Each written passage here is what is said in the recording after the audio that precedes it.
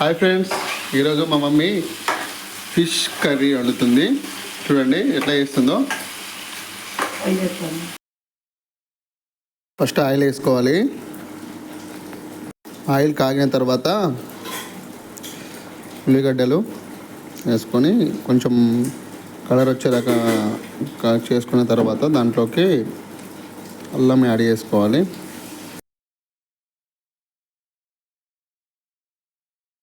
పచ్చి వాసన పోయే వరకు దాన్ని కొంచెం మంచిగా వేడి చేసుకోవాలి. అప్పుడు దాన్ని కలుపుతూ ఉంటే పచ్చి వాసన అనేది, అల్లం పచ్చి వాసన అనేది పోతుంది. సో అప్పుడు టేస్ట్ అనేది సూపర్ వస్తుంది.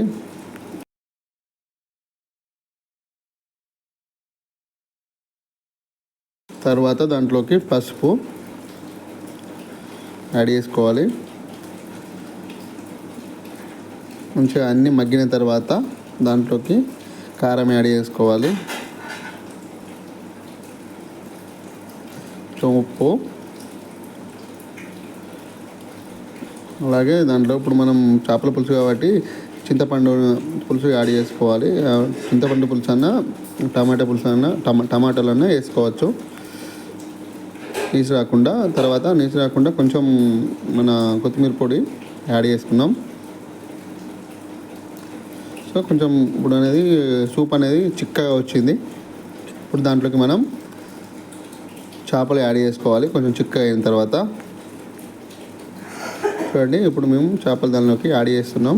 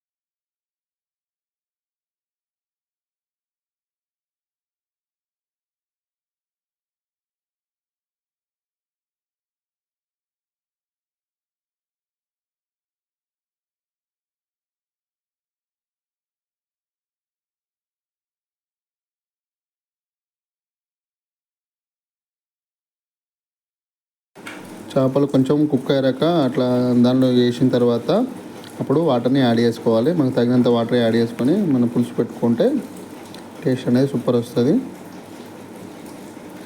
తర్వాత దానిలోకి మసాలాలు, కొత్తిమీర యాడ్ చేసుకోవాలి. ఫైనల్లీ చేపల పులుసు రెడీ అయింది. ఇప్పుడు మీరు ఎలా తయారు చేసుకుంటారో